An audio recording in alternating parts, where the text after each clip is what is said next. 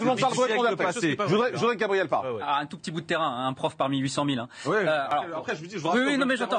Moi, je viens des quartiers difficiles, des petits qui rentrent dans le chouf, je sais comment ça se passe. Vous me dites si je vous dérange. Non, mais bon, voilà, je vous réponds. Donc, si c'est pour à chaque fois pousser M. Guiraud, dites-le directement aussi, quoi. Le pousser, pardon. Non, je crois que vous n'avez pas compris, on se connaît pas. Donc, non, ce que je vous explique, monsieur, c'est qu'il y a 2 ans. On laisse parler. Gabriel attendu, s'il vous plaît. Il y a 2 ans, on a mené un mouvement citoyen sur la ville des Lilas avec des habitants du Pré-Saint-Gervais, avec des habitants de Bagnolet et de Romainville, parce qu'on a eu une succession d'homicides, de jeunes, d'adolescents. D'accord? Et j'en suis très fier. Vous savez pourquoi je suis très fier? Parce que sur notre pancarte, sur cette manifestation, on était plus d'un millier, il y avait écrit 4 morts, 1 an, État absent. Et moi qui ai pu discuter avec différents représentants de l'État, eh bien oui, j'ai pas eu l'impression d'être écouté. Et les policiers qui ont un métier très difficile, qui s'occupent de ce territoire-là, qui doivent s'occuper de plus de 100 000 personnes alors qu'ils sont 150 au commissariat des Lilas, bon, il faut commencer par dire que la vie d'un policier est une vie difficile.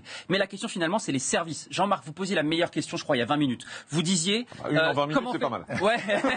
Non, mais quand vous disiez, comment est-ce que ce jeune-là, il peut changer, etc. Il y a une crise du sens chez sa jeunesse. On n'arrête pas de dire, voici ce qu'on leur interdit, et on leur dit pas, voici ce qu'on peut être. Il y a une perte de repères, une perte de valeur. Je crois avoir commencé un peu à répondre, moi aussi, un peu disant, c'est les inégalités, c'est qu'est-ce que c'est qu'être un homme. Cette jeunesse-là, qu'est-ce qu'on leur dit? Qu'est-ce que c'est qu'être un homme? Être un homme, c'est pas la capacité à nuire. Être un homme, c'est la capacité à assumer des responsabilités, c'est la capacité à être solidaire les uns avec les autres. Autant de valeurs qui se perdent. Et qui se perdent parce que ces jeunes-là qui passent un temps fou en ligne, où c'est la guerre des boutons, hein, c'est un monde où ils sont sur Internet, et ils se racontent juste des choses entre eux, sans interaction et supervision de l'adulte, l'école n'est pas là, et finalement ils se disent, bon bah moi je miroite ceci, je miroite cela, etc. Ils ont une idée fausse de ce que c'est qui peut leur apporter du sens. Les dealers dont on a entendu parler... Que l'a porté, nous, c'est ça. Ouais. C'était nos professeurs. Oui, je sais. Voilà, c'est nos professeurs. Mais pourquoi vous en avez supprimé 1800? On n'en a pas supprimé 1800. Bah si, je vous dis, il y a 1800 profs en moins au lycée.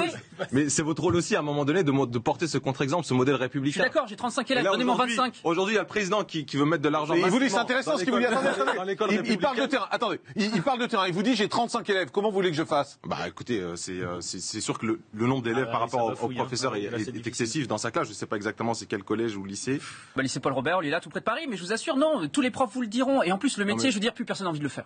Vraiment, on va pas se mentir. Moi, j'ai des copains qui corrigent les concours d'entrée pour être professeurs des écoles. Ils sont terrorisés parce que le niveau de maths est très très bas. Notre métier n'attire plus. Et pourtant, c'est un métier qui a du sens. Moi, c'est le choix que j'ai fait il y a 10 ans. Il y a 10 ans, je me suis dit, je vais sacrifier un peu de mon confort perso pour un métier qui a du sens. Aujourd'hui, on m'enlève même 120 000 balles sur mes retraites. Non, mais attendez, vous n'aurez plus de profs avec la réforme des retraites qui vient aussi. Vous pouvez dire aussi que le dédoublement des classes en primaire est une bonne chose.